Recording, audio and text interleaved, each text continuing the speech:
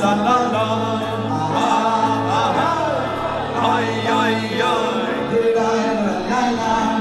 Mama mama mama le ola.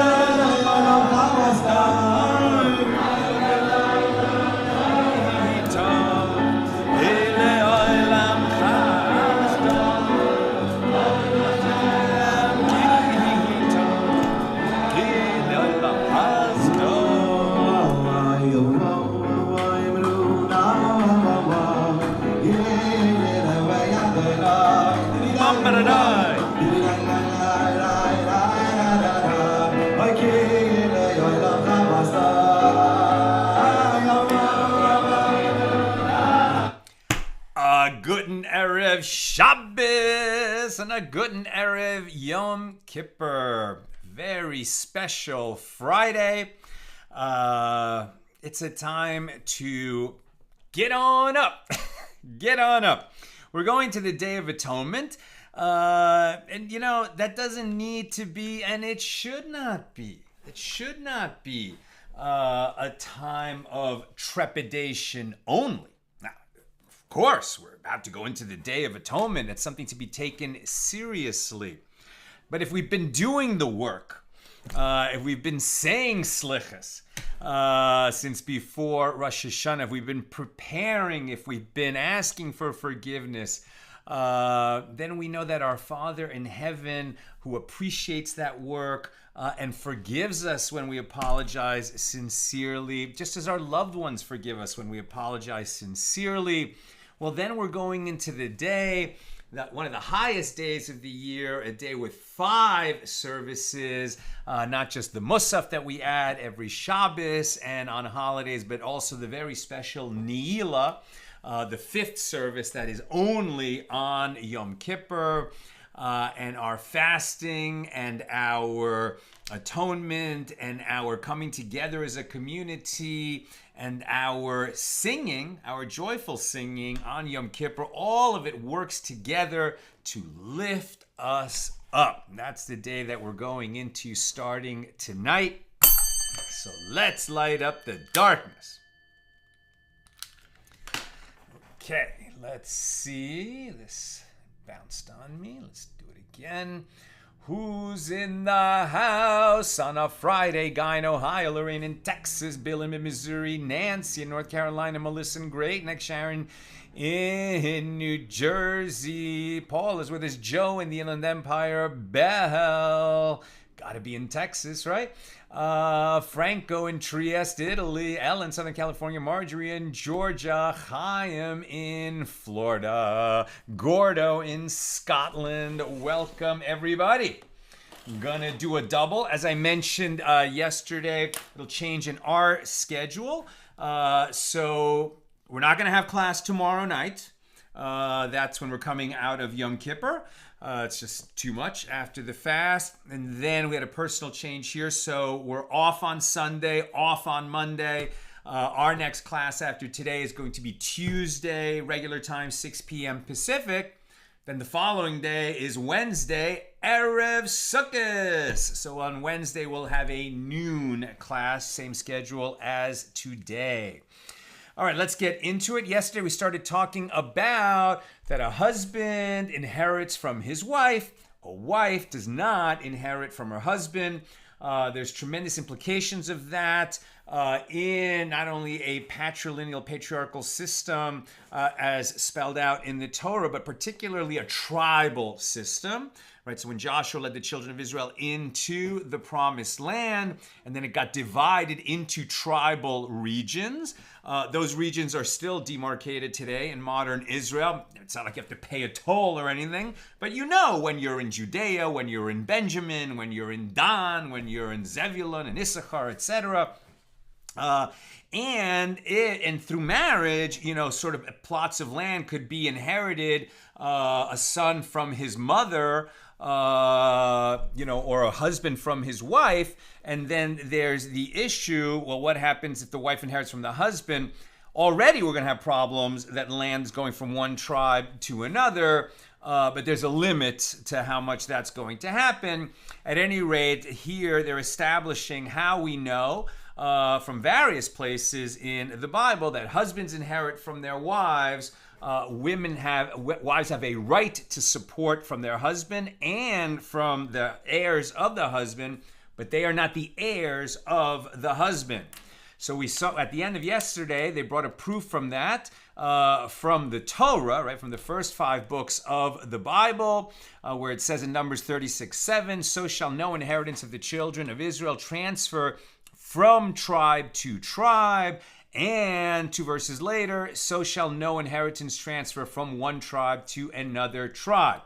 Continuing, Rabbi Yishmael now at the bottom of page 111b, and today we're doing pages 112 and 113 here in Tractate Bava Basra, 23rd volume of the Talmud, continuing our discussion of Mishnah number 1 in chapter 8. So Rabbi Yishmael continues, and the verse in the prophets states, this is from Joshua 24:33, and Elazar, the son of Aaron, died, and they buried him in the hill of Pinchas, his son, which was given him in Mount Ephraim. Right? So Aaron and his family, they're the Kohanim, the priests, and they're of the tribe of Levi. And the Levium did not receive portions in the land. Rather, they got cities within the other tribes. Nevertheless, they could own land. So what's happening here?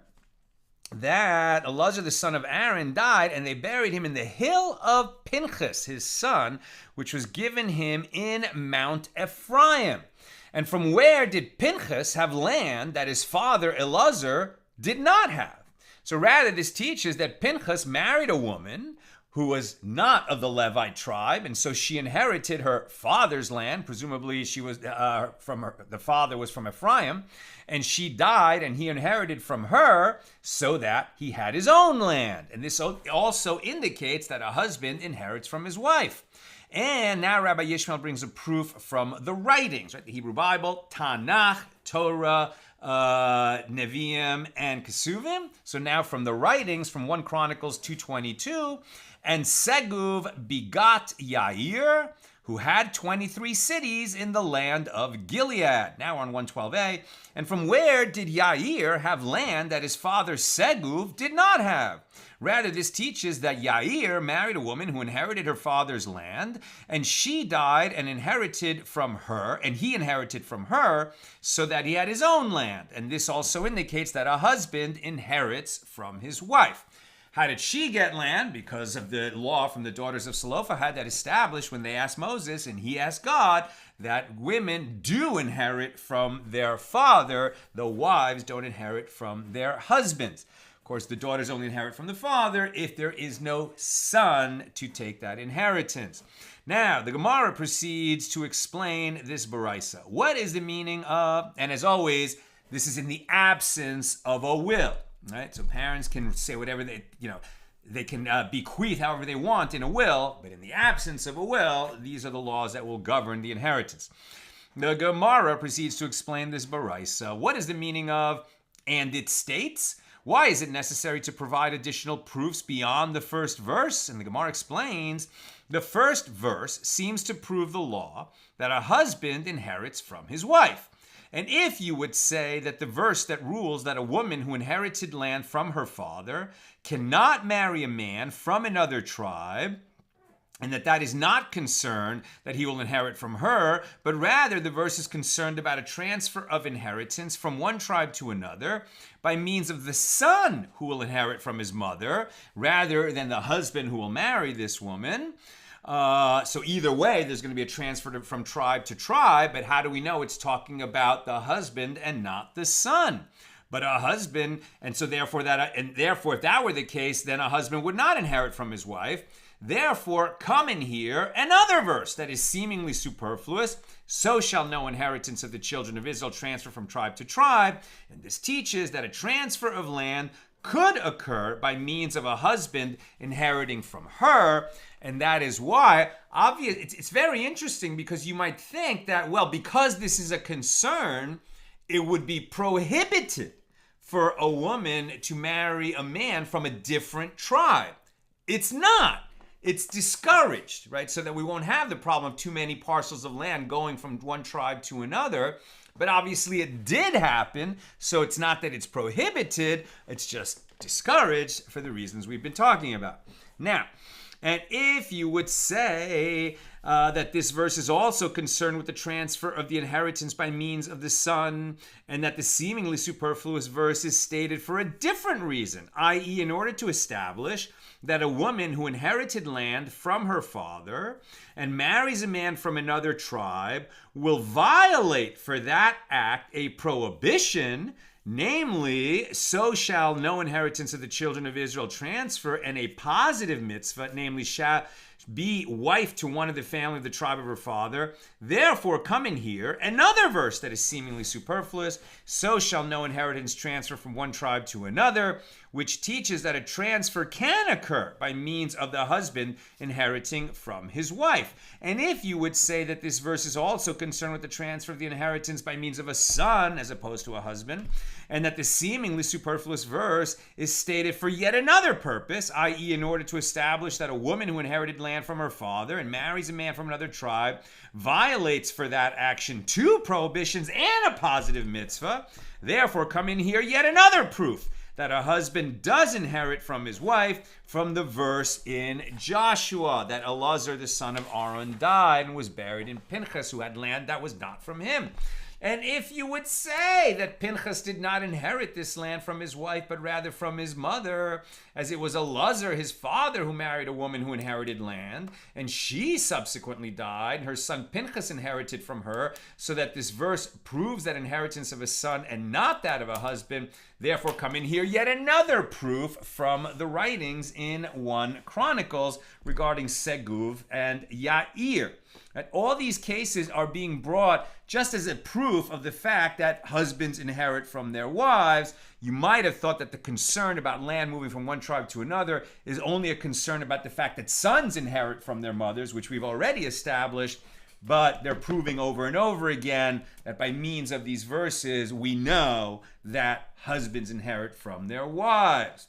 But just in case you're not convinced, and if you would say that is the case there as well, that it was Yair who inherited from his deceased mother, if so, why do I need two verses to teach the same law?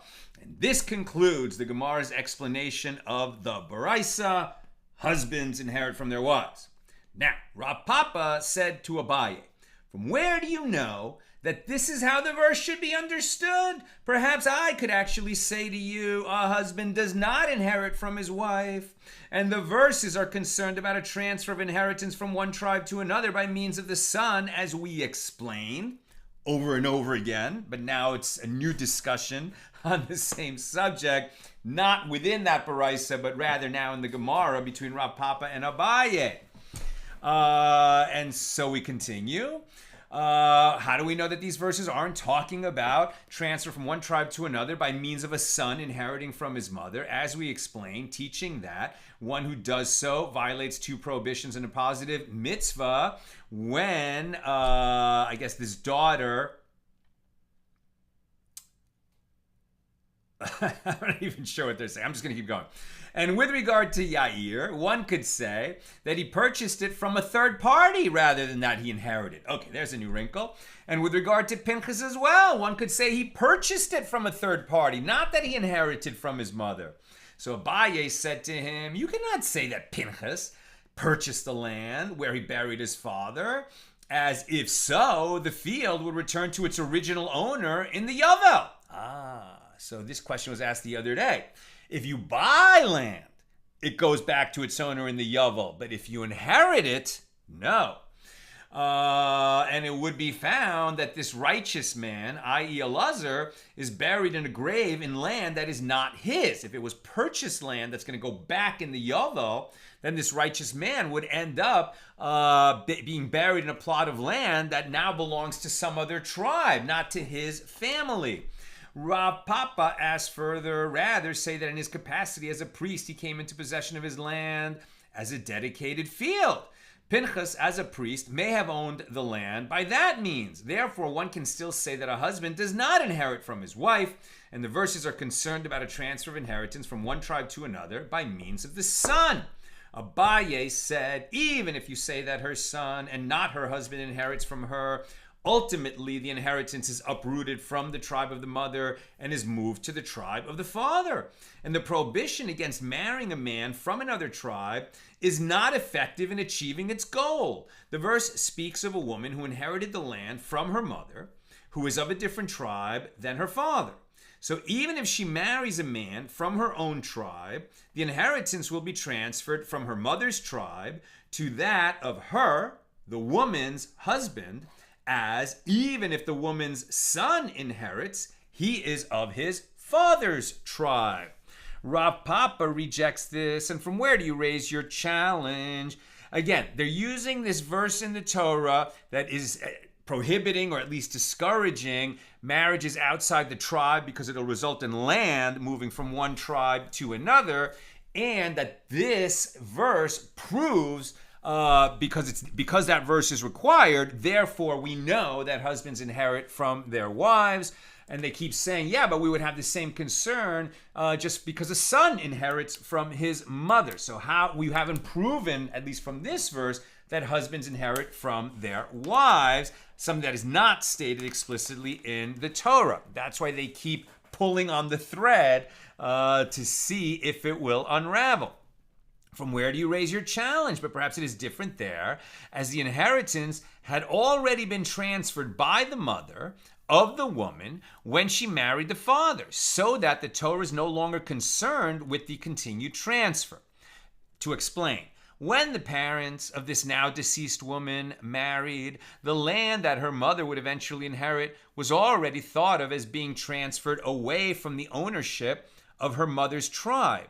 Therefore, the fact that even if this woman's son inherits from her, the fact that the land will permanently belong to a member of her husband's tribe is of no concern. So Abaye said to him, we do not say, i.e. employ the logic of, as it has already been transferred, since as long as this woman owned it, it still belonged to a person of the first tribe because she was her father's daughter. Now, Rav Yemar said to Rav Ashi, even according to Abaye, who holds the verses teach that the husband inherits, there is still a difficulty. You haven't fully proven it. Granted, if you say the logic of, as it has already been transferred, this is how it can be understood, that the verse is established as referring to both scenarios. The verse can be understood either with regard to transfer by means of the son or with regard to transfer by means of the husband.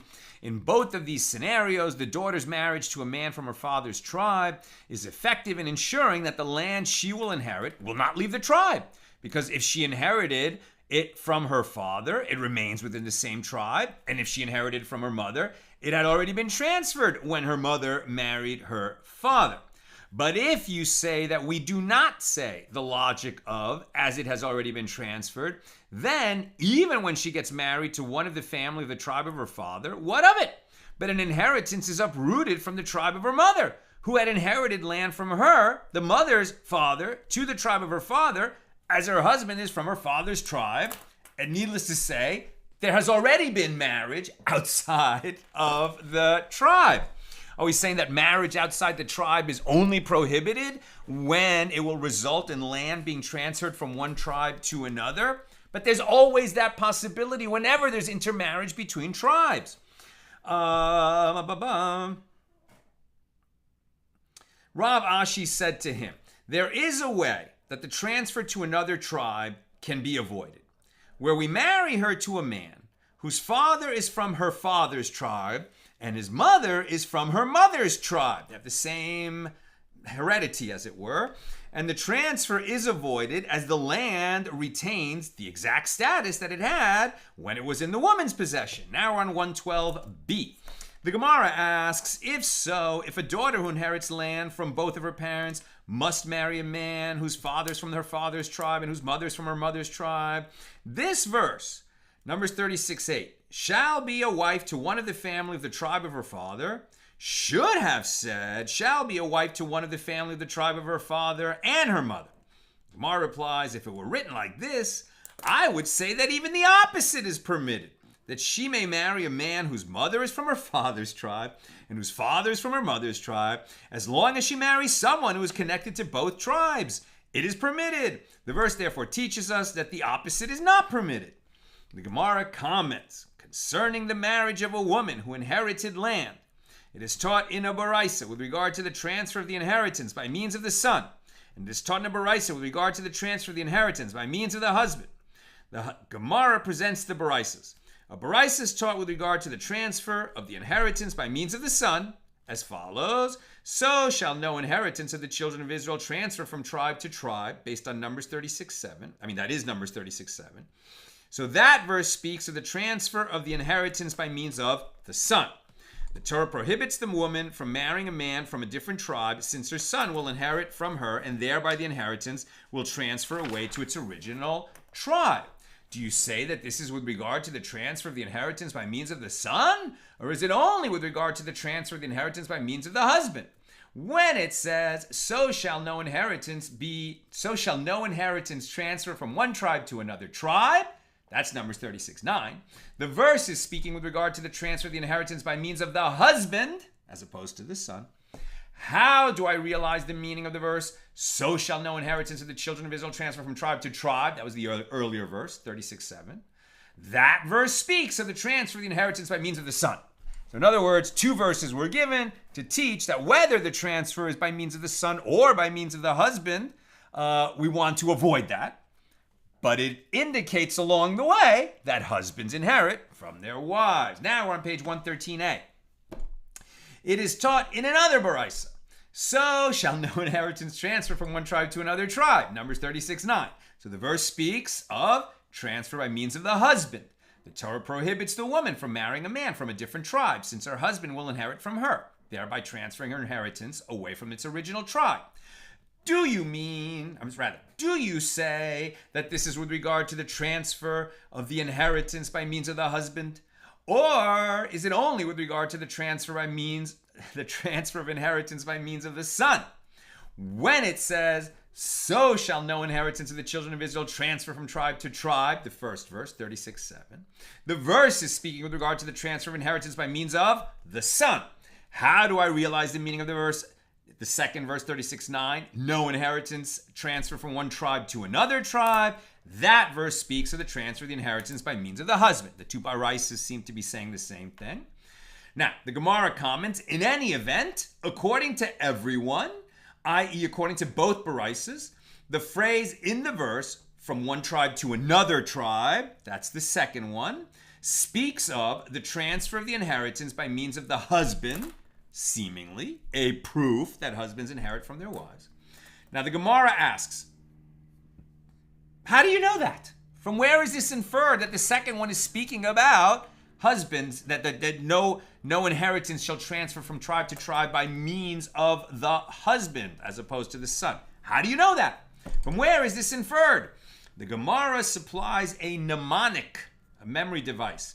Rabba bar Rav Shela said that the latter part of the verse states, so shall no inheritance transfer from one tribe to another tribe, for the tribes of the children of Israel shall cleave each one to its own inheritance. Each one, ish, each man, alluding to the transfer by means of the husband, as the word ish means husband in the context of Elimelech, the ish of Naomi. From the book we read on Shavuos, the book of Ruth. Right? Elimelech was the ish, the husband of Naomi. The Gemara asks, but the word ish is written in both of the verses. Therefore, both verses should be interpreted with regard to the transfer of inheritance by means of the husband. How do you know that either one refers to the son? And rather, Rav Nachman bar Yitzchak said a different explanation. The verse states, shall cleave. And this term alludes to marriage. Where have we heard this? A man shall cleave to his wife, and he shall cleave to his wife. Genesis 2:24. That's pretty early in the Bible. We're talking about Adam and Eve. And the Gemara raises a difficulty, but the term shall cleave is written in both of the verses. He shall cleave to his tribe. Therefore, both verses should be interpreted with regard to the transfer of the inheritance by means of the husband. So rather, Rava said a different explanation. The verse states, the tribes of the children of Israel shall cleave. and tribes cleave to one another through marriage. Rav Ashi said another explanation. The verse states, from one tribe to another tribe, and a son is not considered another, since a son is an extension of his father's tribe. All of which is to say, husbands inherit from their wives. New subject. Rabbi Abahu says that Rabbi Yochanan says that Rabbi Yanai says that Rebbe says, and some determined it was in the name of Rabbi Yehoshua ben Korcha. From where is it derived that a husband who inherits from his wife does not take in inheritance the property due to the deceased as he does the property she possessed? That is the law. So, a woman stands to inherit from her father when he dies because she doesn't have any brothers. Right? Let's say she's an only daughter, she has no brother, so when her father dies, she's going to inherit that father's property. She's married to another man. Now, she dies before her father dies. So she stood to inherit from her father when the father died, but the father's alive, so she hasn't inherited from her father. She dies, so whatever property is currently in her possession, her husband inherits, because husbands inherit from their wives. But does her husband inherit the right to receive her father's property when her father, right, when this man's father-in-law dies? Answer, no. He inherits property she has in her possession, not what she's in line to receive, because that is not in her possession. How do we know that? Instead of the husband inheriting the property that was due to her, the property is inherited by her other relatives, such as her son or other relatives of her father.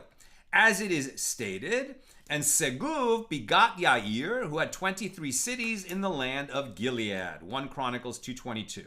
So the Gemara asks, from where did Yair have land that his father Seguv did not have? Rather, this teaches that Seguv married a woman, and she died in the lifetime of her potential legators. So legators are people that he would inherit from, or she would inherit from. What we're talking about here. Legators are who she stands to inherit from. So Seguv, this teaches that Seguv married a woman, and she died in the lifetime of her potential legators, like her father. And her legators then died. And Yair, her son, inherited those properties, but Seguv, her husband, did not. Right? So is that clear? So a husband inherits from his wife, but he doesn't inherit the right to receive something that she had when her father would die. So when the father does die, who does that go to? It goes to his relatives, including his grandson, right? This woman's son, he would inherit, but the woman's husband, right, the widower of that woman, he doesn't inherit that when her father dies. And it is stated, new example, and Elazar, the son of Aaron, died, and they buried him in the hill of Pinchas, his son, from Joshua 24:33. From where did Pinchas have land that his father Elazar did not have? Rather, this teaches that Elazar married a woman, and she died in the lifetime of her potential legators, like her father, and her legators then died, and Pinchas, her son, inherited that, rather than Elazar, her husband. And what is the meaning of "and it is stated"? Meaning, why is it necessary to provide an additional proof beyond the first verse? Why are you getting two proofs for the same concept? The Gemara explains we need both. And if you would say in the verse concerning Seguv and Yair, it is Yair, not Seguv, who married a woman and she died and he inherited land from her, and he did not inherit from his mother. The verse states, and Elazar, the son of Aaron, died, and they buried him in the hill of Pinchas, his son, teaching that Pinchas inherited the land from those from whom his mother would have inherited, and Elazar did not. And if you would say that this land came into the possession of Pinchas as a dedicated field because he was a priest, and he did not inherit it from his mother, the verse states his son, indicating that it was an inheritance that was fitting for him, i.e. Elazar, had his wife not predeceased her father, and his son inherited it. I'm almost done. If you've got questions or comments, please get them in now. The Mishna teaches, and sons of sisters. We're back to our Mishnah, who inherits from who and who bequeaths to who. Sons of sisters. This refers to nephews born to the sisters of the deceased, right? So a man, sons of sisters, nephews born to the sisters of the deceased inherit from their maternal uncles, but do not bequeath to them. Okay? So it is taught in a baraisa, sons of sisters. If a man died, just to explain this, if a man died without descendants, and he also did not have a father, or a paternal brother, or their offspring, so after all those possibilities are exhausted, then the inheritance goes to the paternal sister of the deceased and her offspring. So a man dies, he doesn't have sons, he doesn't have brothers, he doesn't have a father, but he has a sister. So then she inherits him, and it will go to her children, right? Okay. It is taught in Baraisa. This law applies to sons of sisters, but not to daughters of sisters. With regard to what law was this said, it is obvious that in principle, daughters have the right to inherit from their maternal uncle, as the mother inherits from him, right? The sister of this man who died, and his father was already dead, and his brothers are dead, and he has no sons, or maybe he never had brothers, and he has no children, so his sister inherits. So we know that. She inherits. So since once she inherits, it's obvious that her sons inherit. Why do we need to specify these nephews of the man who died? And Rav Shesha said, it is said to teach that where there are sons as well, they precede the daughters in inheriting from their maternal uncle. Rav Shmuel bar Rav Yitzhak taught a baraisa before Rav Huna. At the end of the passage discussing inheritance of land, the verse states, quote, "Then you shall give his inheritance to his kinsman who is next to him of his family, and he shall inherit it." Numbers 27:11. And this verse juxtaposes a secondary inheritance, that of one inheriting from other relatives, to a primary inheritance, that of a child inheriting from a parent. And this teaches that just as with regard to a primary inheritance, a son precedes a daughter, so too, with regard to a secondary inheritance, a son precedes a daughter. And that's where we're going to knock off. I'm going to take some, well, I have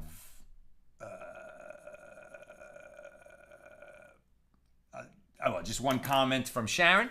I thought that the caveat with the daughters of Slofachad was that they had to marry within their own tribe.